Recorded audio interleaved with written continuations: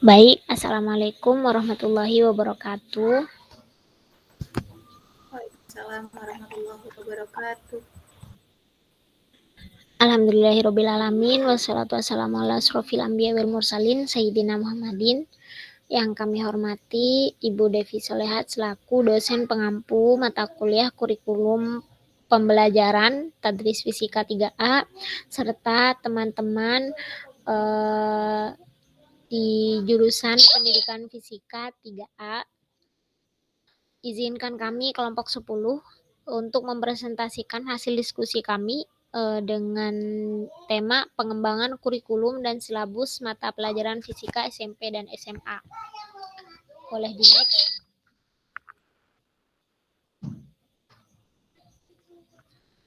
Di mana di sini kelompok 10 beranggotakan 2 orang. Yang pertama ada Rafidah Naila NIM 05 dan ada saya sendiri Nur Fadilah NIM 22. Boleh di next.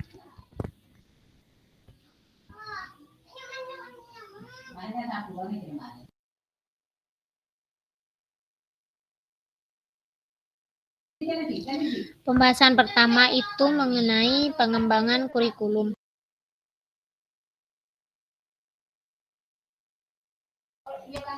Di mana pengembangan kurikulum adalah proses perencanaan kurikulum agar menghasilkan rencana kurikulum yang luas dan spesifik.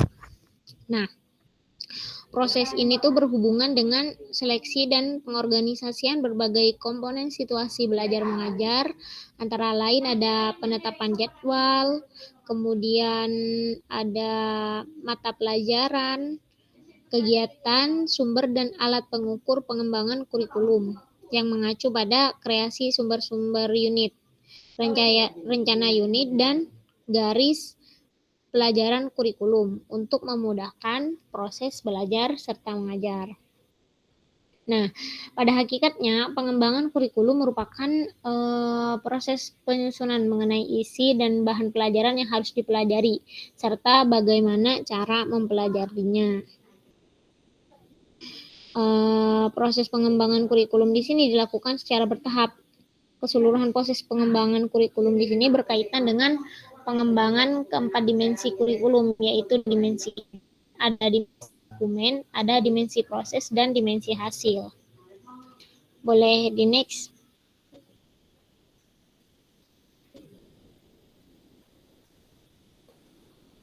Nah, berikut ada tahapan pengembangan kurikulum. Yang pertama itu ada tahap orientasi, di mana pada tahap ini itu dilakukan tahap penentuan kebijakan umum, misalnya arah dan tujuan pendidikan, hakikat belajar, dan hakikat peserta didik. Nah, kemudian tahap orientasi di sini dikembangkan menjadi pedoman pembelajaran. Jadi setelah tahap orientasi barulah ada yang namanya tahap pengembangan, di mana orientasi tersebut dikembangkan. Kemudian setelah dikembangkan diimplementasikan dalam proses pembelajaran. Nah, setelah ada tahap pengembangan ada juga tahap implementasi yang diimplementasikan dalam proses pembelajaran, barulah tahap terakhir, yaitu tahap evaluasi kurikulum. Nah, tahap ini tuh merupakan tahap yang penting, di mana hasil evaluasi ini selanjutnya digunakan sebagai bahan dalam menentukan orientasi selanjutnya. Nah, dari tahap-tahap tersebut, kita dapat memahami bahwa pengembangan kurikulum di sini merupakan pengembangan komponen-komponen yang membentuk sistem kurikulum itu sendiri, serta pengembangan komponen pembelajaran sebagai implementasi kurikulum. Nah, hal ini tuh dikarenakan pengembangan kurikulum mempunyai dua sisi yang sama pentingnya, yaitu ada sisi kurikulum sebagai pedoman yang kemudian membentuk kurikulum tertulis, dan ada sisi implementasi kurikulum dalam pembelajaran di kelas. Nah, misal nih nanti kita jadi guru fisika, maka kita itu akan melaksanakan implementasi kurikulum fisika dalam pembelajaran fisika seperti itu. Nah, seperti yang sudah disinggung di slide sebelumnya bahwa keseluruhan proses pengembangan kurikulum itu berkaitan dengan pengembangan keempat dimensi kurikulum. Apa saja? Ada dimensi ide, ada dimensi dokumen, ada dimensi proses, dan ada juga dimensi hasil. Boleh di next.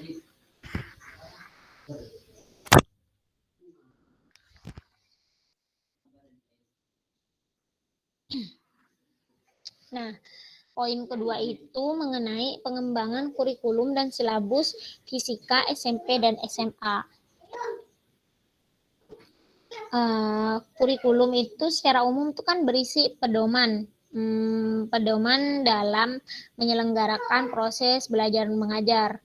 Nah, untuk bisa dilakukan di dalam kelas, pedoman yang bersifat umum di sini harus dijabarkan menjadi panduan yang lebih spesifik.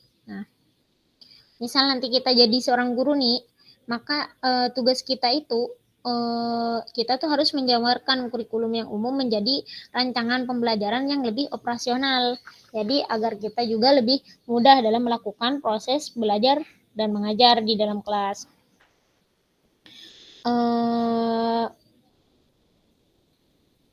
Pembelajaran fisika ditinjau dari prosesnya itu meliputi komponen yang mendukung pembelajaran. Nah, komponen-komponen tersebut diantaranya ada komponen tujuan. Nah, komponen tujuan di sini seperti yang dijelaskan sebelumnya bahwa setiap pembelajaran itu pasti memiliki yang namanya tujuan, di mana tujuan ini bersifat hierarkis dari umum ke khusus. Nah, tujuan tersebut terdiri dari yang paling atas meliputi tujuan pendidikan nasional, institusional, kemudian ada juga tujuan kurikuler dan tujuan instruksional atau tujuan pembelajaran. Nah, tujuan pembelajaran di sini diwujudkan dalam rumusan indikator keberhasilan. Nah, bagaimana caranya kita ketika kita menjadi guru, bagaimana caranya kita mencapai keberhasilan dalam melaksanakan proses belajar mengajar. Nah, misal seperti yang sudah dijelaskan sebelumnya, misal kita jadi seorang guru, kita harus mampu tuh menjabarkan dan menurunkan standar kompetensi dan kompetensi dasar dalam kurikulum menjadi tujuan pembelajaran dan indikator. Nah, bagaimana caranya agar hal itu tercapai, yaitu kita dengan dapat mengukur keberhasilan atau rumusan tujuan dan indikator itu harus dirumuskan secara operasional begitu. Kemudian komponen yang kedua, selain ada komponen tujuan, ada juga yang namanya komponen isi atau materi pembelajaran. Karena nih kita kalau memiliki tujuan, tapi kita juga harus memiliki isi atau materi dari pembelajaran itu. Isi atau materi pembelajaran di sini merupakan bahan yang akan disampaikan kepada peserta didik. Misalnya kita menjadi guru, apa yang akan kita sampaikan pada peserta didik kita. Materi pembelajaran harus dikemas menarik sehingga memotivasi siswa untuk mengkajinya. Jadi selain kita menyampaikan materi, gimana caranya kita membuat si siswa ini merasa tertarik, bahkan mau mempelajari atau mengkaji apa saja materi yang sudah kita berikan. Yang ketiga itu ada komponen metode. Nah, kita nih sebagai guru fisika misalnya, Amin, kita itu perlu memperhatikan aspek metode. Metode ini berkaitan dengan cara membelajarkan suatu materi kepada peserta didik. Seperti yang sudah dijelaskan sebelumnya, bagaimana cara kita membuat atau menjabarkan materi ini menjadi semenarik mungkin pada peserta didik, seperti itu. Di mana metode di sini mempunyai kaitan erat dengan karakteristik materi yang akan disampaikan. Ada banyak nih variasi metode yang dapat kita pilih dalam pembelajaran. Misalnya kita menggunakan metode diskusi, Ada metode demonstrasi, eksperimen, seperti itu. Ada misalnya kita memberikan metode pembelajaran berupa pertanyaan dan saling menjawab antara satu sama lain, seperti itu. Namun tidak semua metode yang sudah saya sebutkan sebelumnya nih, tidak semua metode itu cocok atau sesuai dengan pembelajaran fisika. Jadi kita harus pandai-pandai dalam memilih metode yang akan kita gunakan. Nah, yang keempat itu ada komponen media. Media di sini merupakan komponen yang berperan dalam pembelajaran, di mana media di sini akan membantu kita dalam pembelajaran fisika.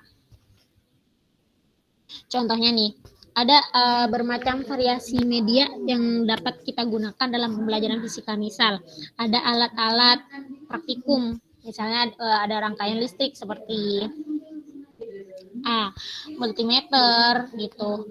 Itu kan neraca. Jadi itu bisa membantu kita sebagai media dalam memberikan pembelajaran pada siswa. Jadi misalnya nih, neraca itu memudahkan kita membuat siswa kita atau peserta didik, misalnya kita jadi guru nantinya, neraca memudahkan kita menyampaikan materi mengenai pengukuran misalnya. Jadi neraca di sini berperan sebagai media dalam proses pembelajaran. Kemudian yang terakhir ada komponen evaluasi. Nah, evaluasi di sini merupakan suatu tahap yang digunakan untuk melihat keberhasilan setelah peserta didik mampu melalui proses pembelajaran. Nah, di mana ada tujuan, pasti di situ ada evaluasi, karena evaluasi di sini akan menentukan apakah tujuan yang sudah kita tujuan yang sudah kita rencanakan sebelumnya itu tercapai atau tidak, begitu. Nah, evaluasi di sini merupakan tahapan yang paling penting dalam pembelajaran. Tanpa adanya evaluasi, kita sebagai guru itu tidak akan mengetahui keberhasilan peserta didik dalam mencapai tujuan pembelajaran tersebut. Seperti itu. Boleh di next.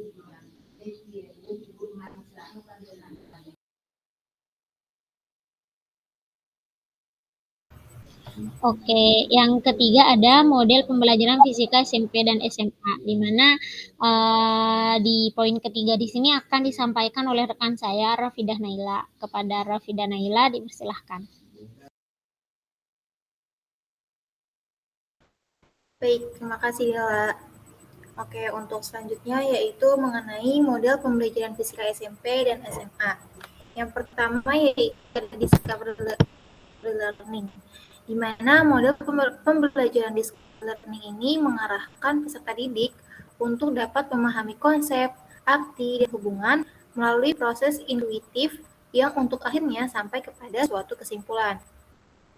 Penemuan konsep ini tidak disajikan dalam bentuk akhir, akan tetapi peserta didik diharuskan atau didorong untuk dapat mengidentifikasi apa yang ingin diketahui dan dilanjutkan dengan mencari informasi sendiri, kemudian mengorganisasikannya atau mengkonstruksi apa yang mereka ketahui dan pahami itu dalam suatu bentuk akhir. Nah, model discovery learning ini dapat dilakukan melalui cara misalnya kayak observasi, klasifikasi, pengukuran, prediksi, penentuan, dan lain-lain. Proses ini disebut dengan cognitive process, sedangkan discovery-nya itu disebut sebagai the mental process of concepts and principle in the mind. Nah, penggunaan discovery learning ini bertujuan untuk mengubah kondisi belajar yang pasif menjadi aktif dan kreatif.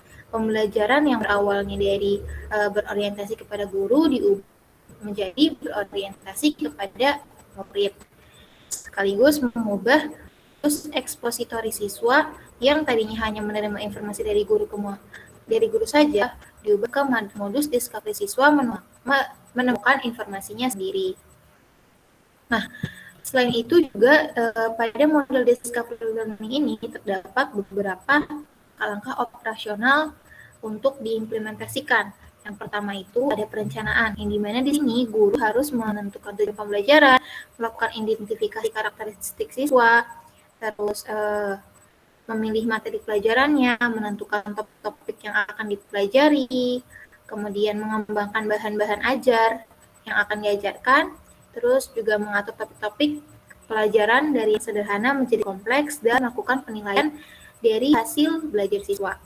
Kemudian langkah kedua yaitu ada pelaksanaan, di mana pada dalam langkah ini terdapat beberapa prosedur yang harus dilakukan.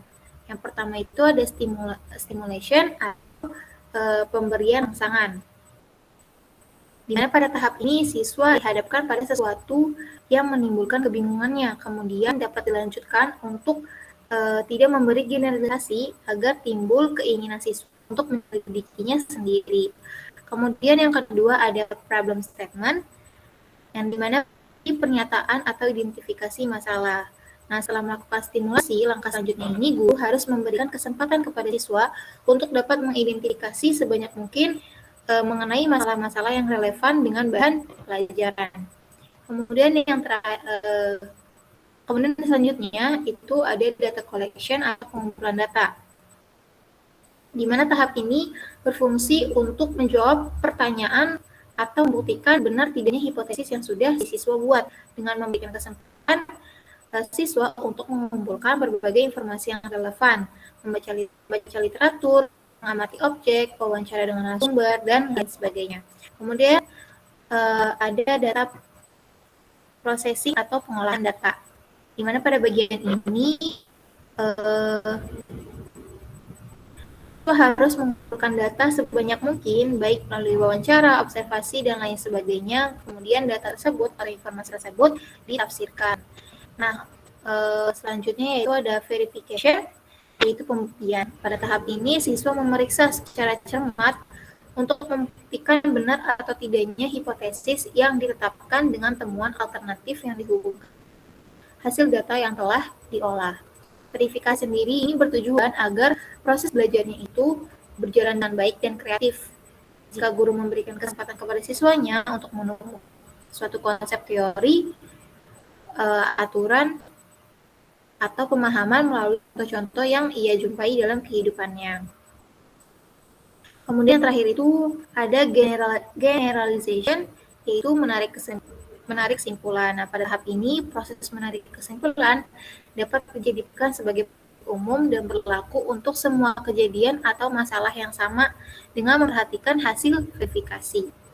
Kemudian yang kedua ini model pembelajarannya ada project based learning, di mana pembelajaran berbasis proyek ini merupakan pembelajaran yang menggunakan proyek atau kegiatan sebagai inti pembelajaran. Di sini siswa diharuskan melakukan eksplorasi, penilaian, interpretasi, sintesis, dan informasi untuk menghasilkan berbagai bentuk hasil belajar. Nah, pembelajaran berbasis proyek ini merupakan salah satu model belajar yang salah sebagai langkah awal dalam mengumpulkan dan mengintegrasikan pengetahuan baru berdasarkan pengalamannya. Kemudian pembelajaran berbasis proyek ini juga dirancang untuk digunakan pada permasalahan yang kompleks yang diperlukan oleh siswa dalam melakukan investigasi sehingga siswa mampu memahaminya.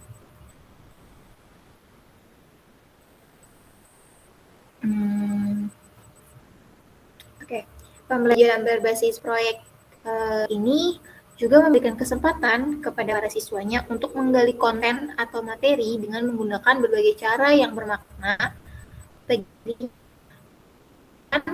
eksperimen secara kolaboratif. Pembelajaran berbasis proyek ini juga dapat dikatakan sebagai operasionalisasi konsep pendidikan berbasis produksi yang biasa dikembangkan atau diterapkan di sekolah menengah kejuruan, yang dapat diadopsi untuk pembelajaran sains atau kimia di SMA pada materi-materi yang relevan. Nah, dengan pembelajaran berbasis produksi ini, siswa diperkenalkan dengan suasana dan makna kerja yang sesungguhnya di dunia kerja. Kemudian untuk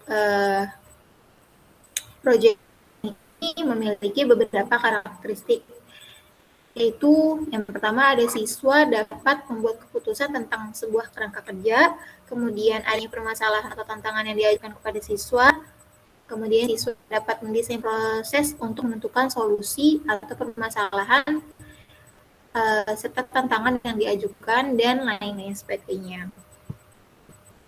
Kemudian untuk langkah-langkah operasionalnya dalam project based learning ini terdapat ada 6 langkah, yaitu langkah yang pertama penentuan pertanyaan mendasar. Nah, pembelajaran ini harus dimulai dengan pertanyaan yang yaitu pertanyaan yang dapat memberi penugasan siswa dalam melakukan suatu aktivitas. Biasanya mengambil topik yang sesuai dengan realita dalam dunia nyata dan dimulai dengan sebuah investigasi yang mendalam.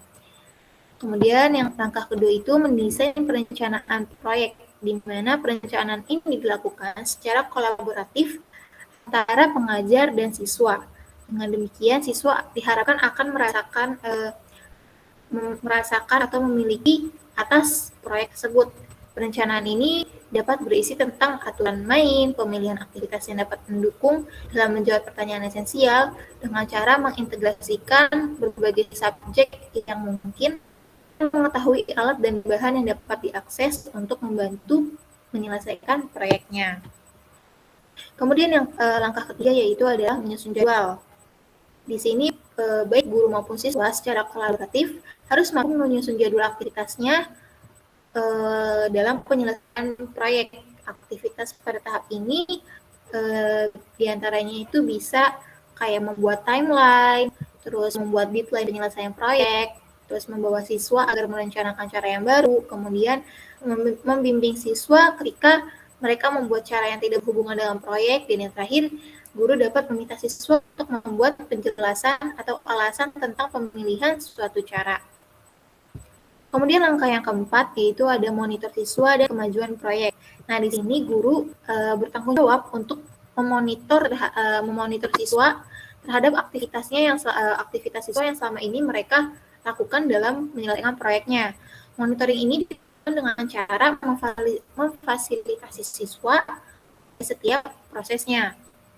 Dengan kata lain, mungkin bisa dibilang guru di sini berperan sebagai mentor bagi aktivitas siswa dalam menyelesaikan proyeknya.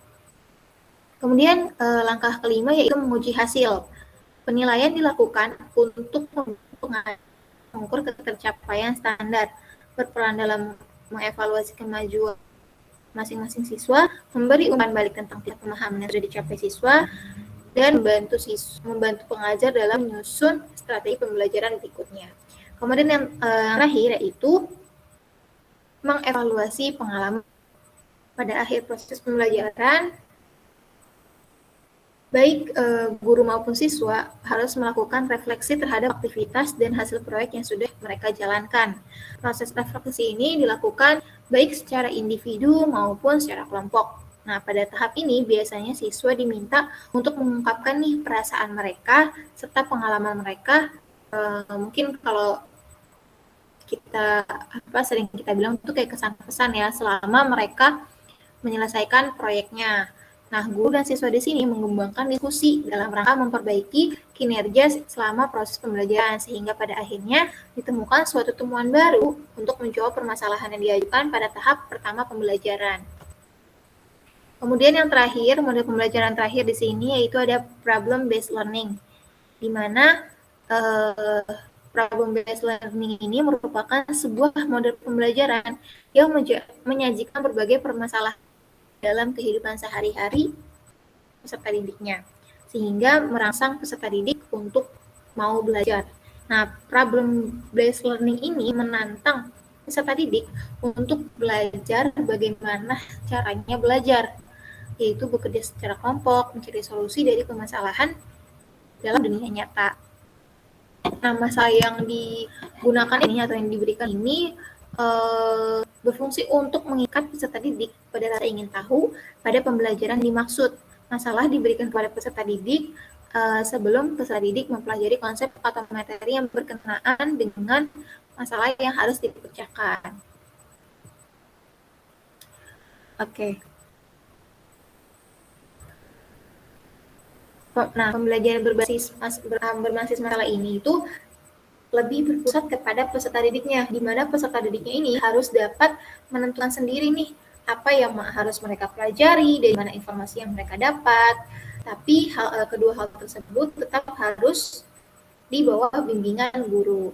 Jadi walaupun dari segi informasi atau materi apa yang akan mereka pelajari mereka harus cari sendiri, tapi tetap guru harus mengawasi siswanya. Nah, untuk langkah-langkahnya sendiri terdapat 5 fase.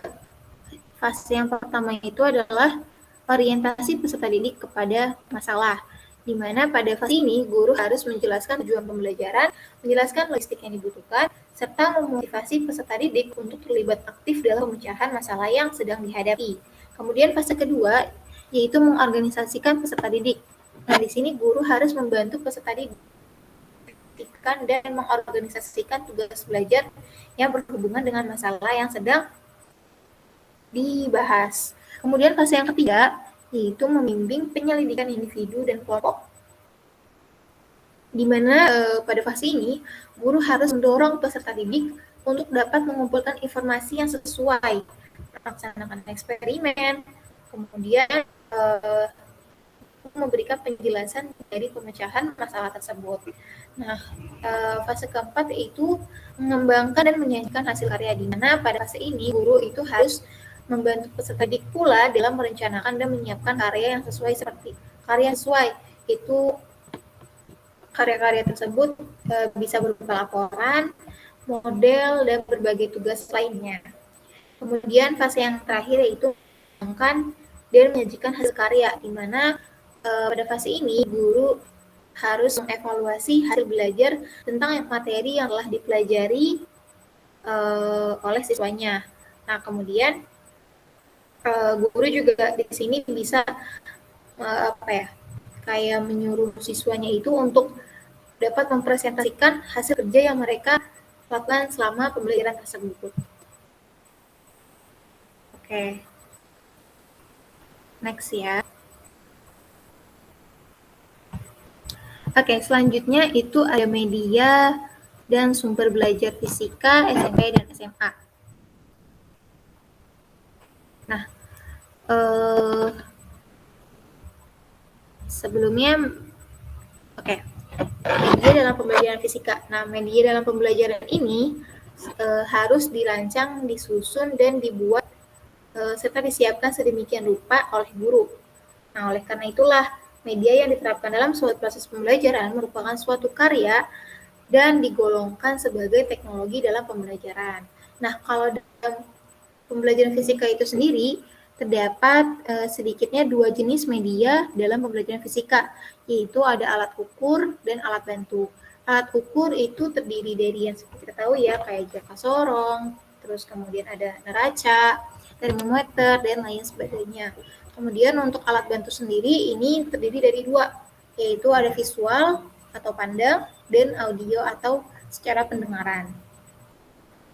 Kemudian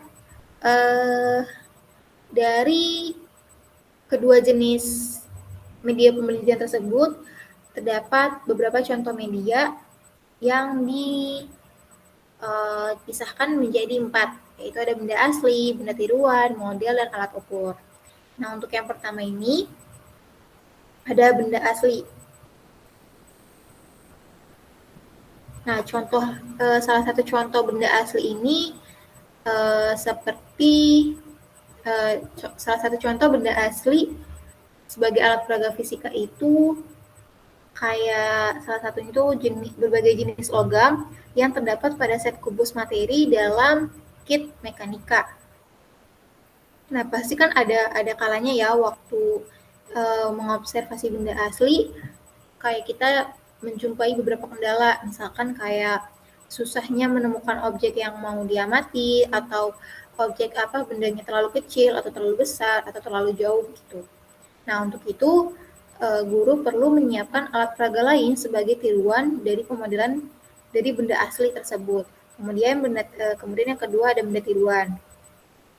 Nah, di sini sama seperti yang tadi. Jadi kalau benda asli itu kan benda yang benar-benar asli ya, kayak tadi itu contohnya ada jenis logam yang terdapat pada set kubus materi dalam kit mekanika. Nah, kalau benda tiruan ini biasanya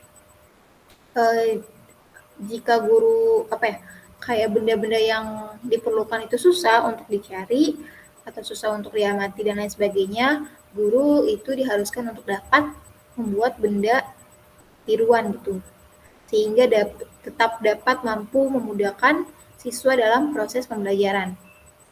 Kemudian yang ketiga ada model. Nah, dalam pembelajaran fisika ada kalanya perlu menggunakan model sebagai media pembelajaran untuk memperjelas konsep maupun proses yang terjadi. Contohnya itu misalkan nih si guru memberikan nama alat, misalkan nama alatnya itu bel listrik gitu ya. Terus di situ guru harus memberikan pula nih bagaimana sih gambar atau bentuk dari alat tersebut. Kemudian guru juga harus memberikan deskripsinya, apakah bagaimana sih model dari alat tersebut, kemudian spesifikasinya seperti apa, ciri-cirinya seperti apa, cara menggunakannya seperti apa, dan lain sebagainya. Sehingga hal tersebut dapat memberikan pengetahuan yang lebih kepada siswa serta pemahaman lebih yang kepada siswa, sehingga siswa merasa lebih mudah untuk menerima proses pembelajaran. Kemudian yang terakhir ada alat ukur. Nah, dalam mempelajari objek dan fenomena fisika, pasti tentunya sering sekali digunakan ya alat ukur untuk mempresentasikan secara kuantitatif objek dan fenomena yang sedang diamati. Nah, seperti yang kita tahu juga deh, banyak banget ya alat ukur yang digunakan dalam pembelajaran fisika. Contohnya kayak jangka sorong, mikrometer sekrup, neraca, baik neraca pegas maupun neraca 4 lengan, termometer, osiloskop, gelas ukur, stopwatch, dan lain sebagainya. Nah, semua jenis media tersebut harus digunakan secara efektif dalam kegiatan belajar untuk menghasilkan pemahaman konsep yang benar, keterampilan, dan menumbuhkan sikap budaya belajar. Oke, lanjut.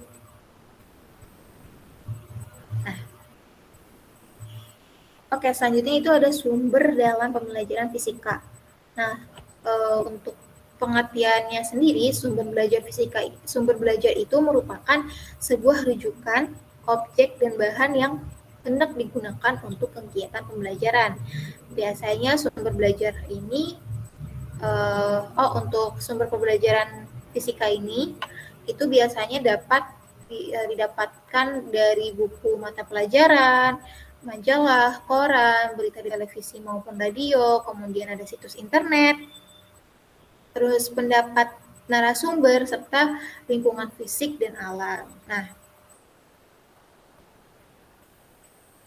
seiring dengan berkembangnya teknologi informasi dan komunikasi, sumber pembelajaran fisika itu gampang banget atau banyak sekali ya sekarang sudah tersebar di internet, apalagi di masa pandemi seperti ini.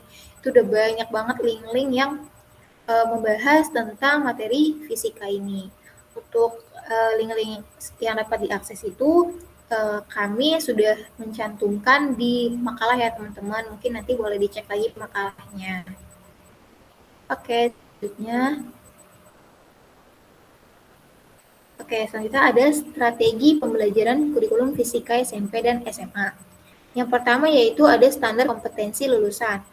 Nah, standar kompetensi lulusan atau SKL ini dalam kurikulum 2013 dirumuskan dengan mempertimbangkan tujuan pendidikan nasional, yaitu mengembangkan potensi peserta didik agar menjadi manusia yang beriman dan bertakwa kepada Tuhan Yang Maha Esa, berakhlak mulia, sehat, berilmu, cakap, kreatif, mandiri, dan menjadi warga negara yang demokratis serta bertanggung jawab.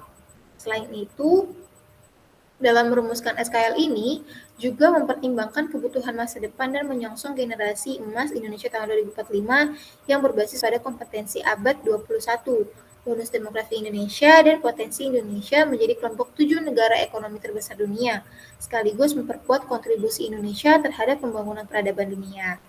Nah, untuk mencapai kompetensi lulusan tersebut, perlu ditetapkan standar ISI atau SI yang merupakan kriteria mengenai ruang lingkup materi dan tingkat kompetensi peserta didik untuk mencapai kompetensi lulusan pada jenjang dan jenis pendidikan tertentu. Penguasaan kompetensi lulusan sendiri dikelompokkan menjadi beberapa tingkat kompetensi yang menunjukkan tahapan yang harus dilalui untuk mencapai kompetensi lulusan yang telah ditetapkan dalam SKL. Kemudian yang kedua itu ada kompetensi inti. Nah, kompetensi inti ini merupakan kompetensi yang bersifat generik yang mencakup 3 ranah, yaitu sikap, pengetahuan, dan keterampilan. Kemudian, kompetensi inti ini bukan untuk diajarkan kepada siswa, melainkan dikembangkan melalui pembelajaran berbagai kompetensi dasar dari sejumlah mata pelajaran yang relevan. Nah, jadi dalam hal ini mata pelajaran itu diposisikan sebagai sumber kompetensi. Jadi tiap mata pelajaran itu harus tunduk pada kompetensi inti yang telah dibuat. Dengan kata lain, semua mata pelajaran yang diajarkan dan dipelajari pada kelas tersebut harus berkontribusi terhadap pembentukan kompetensi inti. Nah, kompetensi inti sendiri ini akan menagih kepada tiap mata pelajaran apa sih yang sudah dikontribusikan dalam bentuk kompetensi yang diharapkan akan dimiliki oleh peserta didik. Ibaratnya, kompetensi ini itu, inti ini itu menyatakan kebutuhan kompetensi peserta didik, sedangkan mata pelajarannya adalah pasokan kompetensi. Nah, dengan demikian, kompetensi inti ini berfungsi sebagai unsur pengorganisasian kompetensi dasar. Sebagai unsur pengorganisasi, kompetensi inti ini merupakan pengikat untuk organisasi vertikal dan organisasi horizontal kompetensi dasar satu kelas dengan kelas di atasnya, sehingga memenuhi prinsip belajar, yaitu terjadi suatu akumulasi yang berkesinambungan antara kompetensi yang dipelajari oleh peserta didik. Nah, kompetensi inti ini digunakan untuk menentukan kompetensi yang bersifat spesifik untuk tiap muatan kurikulum. Selanjutnya, kompetensi dan ruang lingkup materi digunakan untuk menentukan kompetensi dasar pada pengembangan kurikulum satuan dan jenjang pendidikan. Kemudian yang terakhir ada kompetensi dasar, di mana kompetensi dasar ini dirumuskan untuk mencapai kompetensi inti. Rumusan kompetensi dasar dikembangkan dengan memperhatikan karakteristik peserta didik, kemampuan awal, serta ciri dan mata pelajaran. Nah, kompetensi dasar itu sendiri dibagi menjadi 4 kelompok sesuai dengan pengkelompokan kompetensi inti. Di antaranya yaitu kelompok pertama berupa kelompok kompetensi dasar sikap spiritual dalam rangka menjabarkan kompetensi inti 1. Kemudian kelompok 2 yaitu kelompok kompetensi dasar sikap sosial dalam rangka menjabarkan kompetensi inti 2. Kemudian yang ketiga, kelompok ketiga yaitu kelompok kompetensi dasar pengetahuan dalam rangka menjabarkan kompetensi inti 3. Kemudian yang kelompok terakhir yaitu kelompok 4 berisi kelompok kompetensi dasar keterampilan dalam rangka menjabarkan kelompok inti 4. Oke.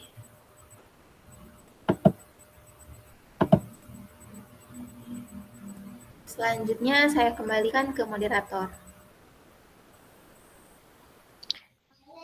Baik, terima kasih kepada rekan saya Rafidah Naila atas materi yang sudah disampaikan. Cukup sekian penyampaian materi pada kesempatan kali ini. Kurang lebihnya mohon maaf. Mungkin bila ada pertanyaan bisa didiskusikan di GCR mungkin ya. Terima kasih. Wassalamualaikum warahmatullahi wabarakatuh. Waalaikumsalam warahmatullahi wabarakatuh.